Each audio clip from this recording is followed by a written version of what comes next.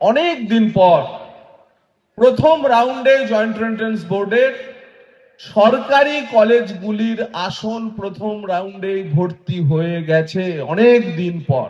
রাজ্যের সরকারি ইঞ্জিনিয়ারিং কলেজগুলিতে অনেক দিন থেকে প্রথম রাউন্ডেই প্রায় সব আসনেই ভর্তি হয়ে গেছে।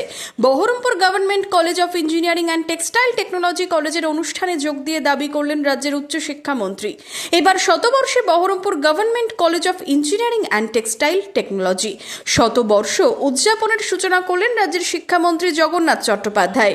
শনিবার বহরমপুরের টেক্সটাইল কলেজে অনুষ্ঠানে উচ্চশিক্ষামন্ত্রী ছাড়াও অনুষ্ঠানে ছিলেন রাজ্যের জনকল্যাণ, শ্রেণী কল্যাণ, জনশিক্ষা প্রসার ও গ্রন্থাগার মন্ত্রী গৌরীশঙ্কর ঘোষ, রাজ্যের কারিগরি শিক্ষা দপ্তরের ডিরেক্টর হিসেবে ডক্টর অনিন্দিতা গাঙ্গুলি, বহরমপুরের বিধায়ক সুব্রত মৈত্র সহ বিশিষ্টজনেরা। এদিন অনুষ্ঠানে যোগ দিয়ে রাজ্যের উচ্চশিক্ষা মন্ত্রীর ছাত্রছাত্রীরা আবার রাজ্যের শিক্ষা প্রতিষ্ঠানগুলিতে ফিরতে শুরু করেছে। উচ্চশিক্ষার হাল ফিরছে রাজ্যে। প্রায় 100 বছর আগে মুর্শিদাবাদের সিল্কের রং করা আর তাঁত বোনার জন্য যে প্রতিষ্ঠান তৈরি হয়েছিল, সেই প্রতিষ্ঠান আজ একই সঙ্গে টেক্সটাইল ইঞ্জিনিয়ারিং এবং কম্পিউটার সায়েন্সও পড়াচ্ছে। কিন্তু আমি দেখছিলাম যে গত বছর পর্যন্ত এই ক্যাম্পাস 97% এখানকার স্টুডেন্টদের, আউটগোয়িং স্টুডেন্টদের ক্যাম্পাস ইন্টারভিউ এর মাধ্যমে চাকরি দিতে সমর্থ হয়েছে। তার সঙ্গে লুকিয়ে আছে আরো একটি বিষয়, যে 97% ছেলে মেয়ে যারা চাকরি পেলেন, তার 90% রাজ্যের বাইরে গিয়ে চাকরি করছেন, রাজ্যে চাকরি পাচ্ছেন না।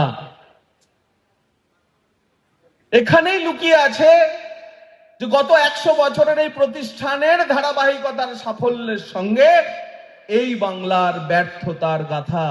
এবং প্রায় 8-10 বছর পর পশ্চিমবঙ্গে যে সরকারি এবং বেসরকারি ইঞ্জিনিয়ারিং কলেজগুলির ছাত্রছাত্রী ইনটেকের সমস্যা, যে বেসিক সমস্যা তৈরি হচ্ছিল, পড়ুয়াই পাওয়া যাচ্ছিল প্রতিষ্ঠানগুলিতে, ছাত্রছাত্রীরা আবার রাজ্যের প্রতিষ্ঠানগুলিতে ফিরতে শুরু করেছে।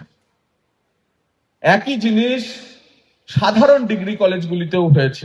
যুগ সন্ধিক্ষণে এই কলেজ থেকে যারা বেরোচ্ছেন, যারা পড়ছেন এবং যারা আসছেন, তাদের প্রত্যেককে 100 বছরের সহভাগী হওয়ার জন্য, তার স্মৃতি এবং তাকে এগিয়ে নিয়ে যাওয়ার জন্য, তার ফিউচারিস্টিক প্ল্যানের অংশীদার হওয়ার জন্য আমার অভিনন্দন। পশ্চিমবঙ্গ রাজ্য সরকারের পক্ষ থেকে অভিনন্দন। শিক্ষা শুধু পেশা অর্জনের জন্য নয়, ব্যক্তিত্ব, পরিবারের পাশাপাশি সমাজ ও দেশের উন্নয়নে কাজ করার বার্তা দেন রাজ্যের জনকল্যাণ, শ্রেণী কল্যাণ, জনশিক্ষা প্রসার ও গ্রন্থাগার মন্ত্রী গৌরীশঙ্কর ঘোষ। এই শিক্ষাকে তো সামাজিক ক্ষেত্রেও কাজে লাগাতে হবে। আমাদের দায়িত্ব শুধু পরিবারকে ভালো জায়গায় নিয়ে যাওয়া নয়, বা নিজেকে শুধু ভালো জায়গায় নিয়ে যাওয়া নয়, সমাজকে এগিয়ে নিয়ে যেতে হবে। যদি আমরা প্রত্যেকেই নিজের পরিবার, নিজের ব্যক্তিত্বের সঙ্গে সঙ্গে সমাজকে এগিয়ে নিয়ে যেতে পারি, তবেই আমাদের। তাই আমরা শিক্ষা অর্জন করব নিজের পরিবারের জন্য, নিজের জন্য, সঙ্গে সঙ্গে সমাজ এবং দেশের জন্য। তাই এই প্রতিষ্ঠান 100 বছরে পা রেখেছে, গৌরবের সঙ্গে শিক্ষা দান করে চলেছে।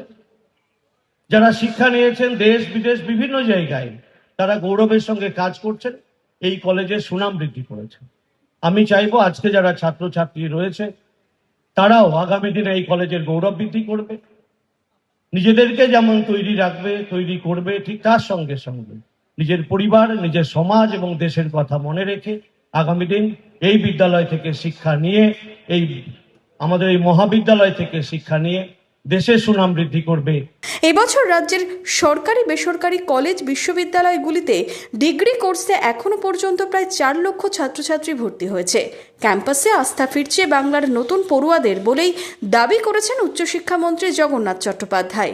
এবার প্রায় এতদিন পর্যন্ত যা আমাদের কাছে খবর আসছে, সব মিলিয়ে প্রায় সরকারি বেসরকারি মিলিয়ে 4 লক্ষ ছাত্রছাত্রী ডিগ্রি কোর্সে ভর্তি হয়েছে, আন্ডার গ্রাজুয়েট।